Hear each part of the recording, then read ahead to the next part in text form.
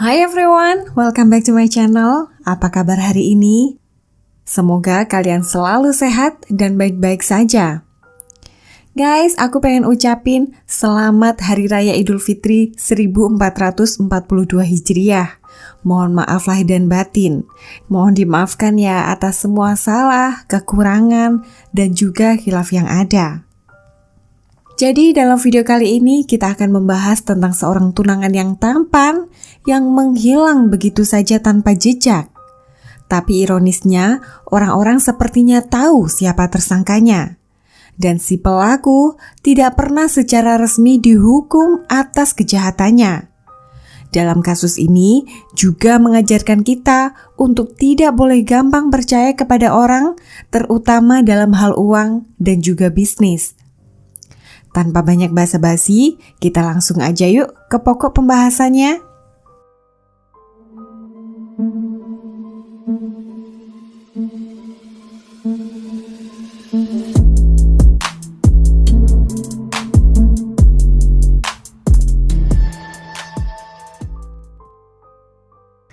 Video kali ini bercerita tentang seorang pria yang bernama Kim Myung Chol.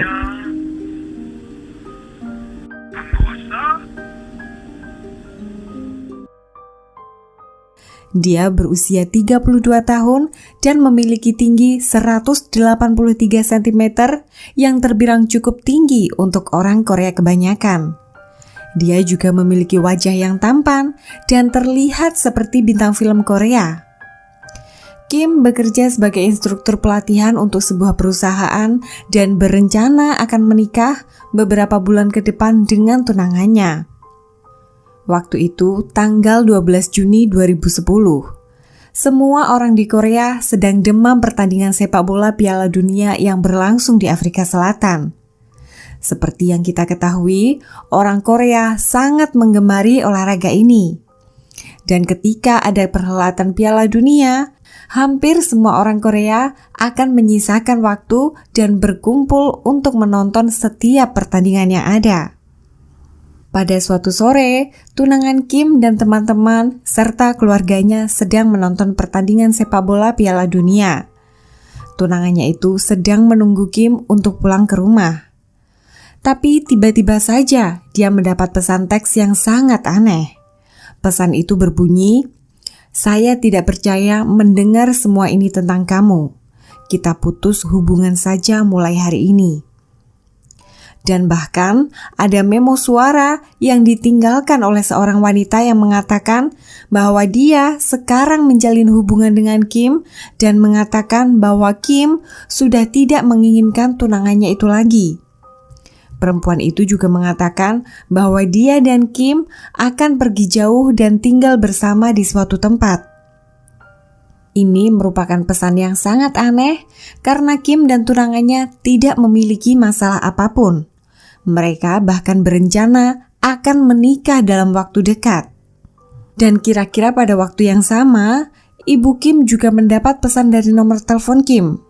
Sebuah teks yang bertuliskan, "Saya tidak bisa pulang karena masalah uang di tempat kerja." Bila diamati dengan seksama, ada sesuatu yang ganjil dari pesan yang dikirim. Tulisan dalam pesan tersebut tidak menggunakan spasi. Gaya bahasanya juga sangat berbeda dan bukan ciri khas Kim. Jika orang terdekat membandingkan pesan lama Kim dengan pesan teks yang baru saja dikirim, sudah bisa dipastikan pesan itu ditulis oleh orang yang berbeda. Sejak saat itulah keluarganya tahu bahwa ada sesuatu yang tidak wajar yang telah terjadi pada Kim. Keluarga Kim kemudian segera membuat laporan orang hilang ke kantor polisi. Jadi, beberapa hari sebelum Kim menghilang, dia bertemu dengan seorang pria yang bernama Lee Kuan Yew. Lee adalah kenalan dari tunangan Kim dan tunangannya lah yang juga memperkenalkan Kim kepada Lee. Bukti juga menunjukkan bahwa tunangan Kim dan Lee sering bertukar pesan di media sosial.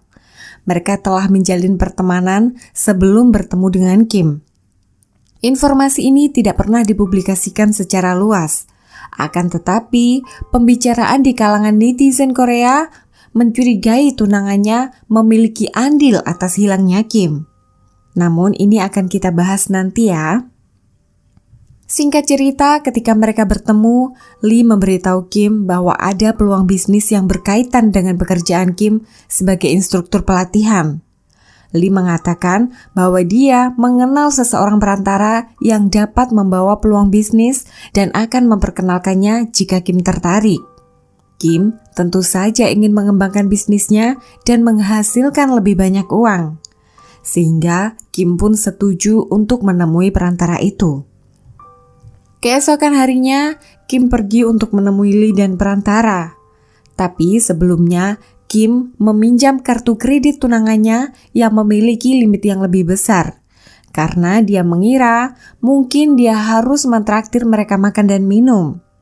Karena memang sudah menjadi kebiasaan di Korea mentraktir makan dan minum untuk orang yang akan membawa peluang bisnis untuk kita. Kim terakhir terlihat kamera CCTV ketika dia mengambil uang tunai $1.000 atau sekitar 15 juta di sebuah mesin ATM. Sejak saat itu, Kim benar-benar hilang dan tidak pernah menghubungi keluarga, teman, ataupun tunangannya. Tunangan Kim yang tahu bahwa Kim bertemu dengan Lee beberapa hari sebelumnya, dia segera menemui Lee dan bertanya mengenai keberadaan Kim. Lee mengatakan bahwa dia dan Kim serta teman perantaranya bertemu di suatu restoran. Pada saat pertemuan, Kim mengutarakan niatnya untuk meminjam sejumlah uang kepada Lee dan menggunakan mobilnya sebagai jaminan. Lee lalu meminjamkan uang sebanyak $25.000 atau setara dengan 375 juta rupiah kepada Kim. Kim juga dikabarkan meminjam uang $30.000 atau setara 450 juta rupiah dari perantara yang dibawa oleh Lee. Ini jelas sangat aneh karena menurut keluarga, Kim tidak memiliki masalah keuangan dan tidak memiliki hutang sama sekali. Lalu pertanyaannya, untuk apa Kim harus meminjam uang dalam jumlah yang sangat besar itu? Dan yang juga aneh adalah harga mobil Kim ditaksir hanya sekitar beberapa ribu dolar. Sungguh tidak masuk akal jika seseorang mau meminjamkan uang sebesar $25.000 atau setara 375 juta rupiah dan mengambil nilai mobil yang jauh lebih kecil sebagai jaminannya. Lalu, bagaimana mungkin seseorang yang baru kita kenal atau pada awal melakukan bisnis, orang tersebut mau meminjamkan uang tunai kepada kita dalam jumlah yang besar? Pada awalnya, polisi mengira ini hanya kasus penipuan. Polisi mengira bahwa Kim meminjam banyak uang dan memutuskan untuk kabur dengan wanita lain. Lee di sini memposisikan dirinya sebagai korban penipuan, seolah Kim telah meminjam uangnya dan melarikan diri. Lee kemudian memperlihatkan suatu dokumen perjanjian yang telah ditandatangani oleh Kim dan perantara bisnis pada saat itu. Polisi dan keluarga merasa dokumen-dokumen itu dibuat sangat sembarangan dan tidak terlihat resmi sama sekali. Tetapi, apa alasan Kim mau menandatangani dokumen perjanjian itu masih menjadi misteri yang belum terjawab. Kemudian polisi pun berusaha mencari keberadaan Kim melalui sinyal telepon selulernya. Polisi menemukan telepon seluler Kim tersebut terakhir aktif di dekat sebuah gedung perkantoran yang kosong. Setelah pihak kepolisian mendatangi gedung perkantoran kosong itu, mereka mendapati bahwa itu adalah gedung yang disewa Lee 3 hari sebelum Kim menghilang. Ketika pihak kepolisian berhasil menangkap dan mewawancarai perantara bisnis yang merupakan teman Lee, orang itu ternyata adalah seorang pengantar makanan biasa yang berpura-pura sebagai perantara bisnis. Kepada pihak kepolisian, orang itu mengaku Lee lah yang membayarnya untuk berakting sebagai perantara bisnis. Perantara bisnis palsu itu kemudian mengakui bahwa dia dan Lee pergi ke beberapa dokter yang berbeda 2 hari sebelumnya untuk membeli obat tidur.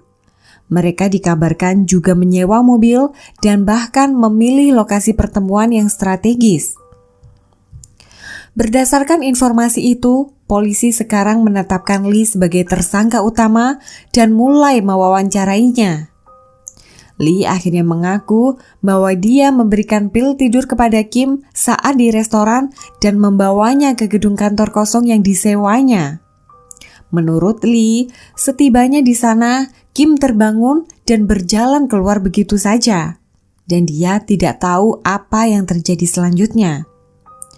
Keterangan Lee ini sungguh tidak masuk akal. Polisi tentu saja tidak percaya bagaimana mungkin orang yang telah mengkonsumsi obat tidur bisa bangun dan pergi begitu saja. Saat yang bersamaan, tim kepolisian kemudian berhasil menemukan beberapa bukti forensik di gedung perkantoran kosong itu. Mereka menemukan beberapa helai rambut Kim dan noda darah di tembok gedung itu. Dan ketika polisi mengkonfrontir bukti forensik ini, Lee pun mengubah pernyataannya dan mengklaim bahwa memang ada pertengkaran fisik antara dirinya dan Kim. Menurut Lee, setelah bangun, Kim tiba-tiba marah dan mempertanyakan hubungan Lee dengan tunangannya. Kim yang marah pun memukul Lee terlebih dahulu. Setelah itu terjadi baku hantam antara mereka dan Kim kemudian pergi begitu saja. Bukti utama yang paling aneh dalam kasus ini adalah tagihan air di bulan itu. Tagihan air gedung perkantoran kosong itu menunjukkan ada penggunaan air sekitar 89 ton air atau setara 23.942 galon air hanya dalam waktu 1 bulan saja. Penggunaan air seperti ini sungguh tidak wajar. Diperlukan waktu kurang lebih 88 jam secara terus-menerus untuk mengeluarkan air sebanyak itu. Dan jumlah sebanyak itu cukup untuk mengisi 2 kali ruang gedung kantor itu. Lee mengklaim bahwa dia menggunakan air itu untuk membersihkan ruangan yang kotor. Saat diinterogasi, Lee mengubah pernyataannya setiap kali terdapat bukti baru. Dan kemudian ditemukan lebih banyak bukti yang menunjukkan keterlibatan Lee. Polisi juga menemukan bahwa pesan teks yang dikirim ke tunangan serta ibu Kim sebenarnya dilakukan oleh Lee. Dan wanita misterius yang mengaku sebagai pacar baru Kim adalah seseorang yang telah dibayar oleh Lee. Pada tanggal 12 Juni 2010 terungkap bahwa Lee pernah pergi ke tempat pembuangan sampah selama 30 menit yang kemudian menuju ke daerah sekitar Sungai Han. Polisi kemudian menelusuri lokasi-lokasi tersebut untuk mencari jasad Kim, namun sayangnya mereka tidak berhasil menemukan apapun. Jasad Kim sendiri tidak pernah ditemukan sampai dengan hari ini. Dan karena tidak adanya bukti mayat yang ditemukan, Lee tidak dapat didakwa dengan tuduhan penghilangan nyawa orang. Lee kemudian hanya dijatuhi hukuman 7 tahun penjara atas dakwaan penculikan dan penyerangan terhadap Kim. Lee yang seharusnya sudah menjadi orang bebas setelah 7 tahun mendekam dalam penjara, ternyata menerima karma atas kasus kejahatan yang lain. 2 tahun sebelum bertemu dengan Kim, ada seorang pria yang bernama Park yang berusia 28 tahun dan dia bekerja sebagai pelayan restoran dengan penghasilan yang pas-pasan. Pada suatu hari, Park tiba-tiba ditemukan meninggal dan berdasarkan hasil otopsi kepolisian, Park meninggal karena mati lemas dan terdapat kandungan obat tidur dalam sistem darahnya. Pemeriksaan polisi lebih lanjut membuktikan bahwa Park ternyata memiliki polis asuransi jiwa dengan nilai pertanggungan sebesar 1,7 juta US dollar atau setara dengan 25 miliar rupiah. Yang menimbulkan kecurigaan polisi adalah bagaimana mungkin seorang karyawan restoran yang bergaji minim mampu membeli polis asuransi yang semahal itu. Dan setelah diselidiki lebih jauh, ternyata ahli waris dari polisi itu adalah saudara kembar Lee. Ya benar, Lee ternyata memiliki saudara kembar. Dan premi asuransi yang mahal tersebut ternyata dibayarkan oleh Lee bersaudara. Mereka berdua kemudian didakwa dengan tuduhan penipuan asuransi dan menghilangkan nyawa orang untuk mendapatkan klaim asuransi dalam jumlah yang besar. Mereka telah menghilangkan nyawa Park dengan menaruh obat tidur dalam minuman alkohol, dan setelah Park tertidur, mereka mengunci rapat apartemen Park dan membuka tabung gas sehingga Park mati lemas dalam apartemennya. Pada tahun 2011, Lee dan saudara kembarnya dijatuhi hukuman penjara seumur hidup atas kematian Park. Meskipun ini adalah kasus yang terpisah, Lee masih mengklaim bahwa dia tidak tahu di mana Kim berada dan Kim dinyatakan hilang hingga saat ini. Semua orang percaya bahwa Lee tahu lebih banyak atas hilangnya Kim. Lee yang bungkam membuat orang bertanya-tanya apa motif sebenarnya jika memang Lee yang melakukan tindak kejahatan kepada Kim. Kita tidak tahu pasti sampai dengan hari ini. Sebagian orang juga memiliki pikiran negatif yang ditujukan kepada tunangan Kim. Pasalnya, tunangannya lah yang memperkenalkan Kim kepada Lee. Orang-orang bertanya bagaimana mungkin tunangannya bisa berteman dengan seorang penipu dan jahat seperti Lee. Namun, pada saat yang sama, mungkin saja tunangan Kim juga tidak mengetahui bahwa Lee adalah seorang pembunuh dan penipu. Oke teman-teman, ceritanya sampai di sini dulu.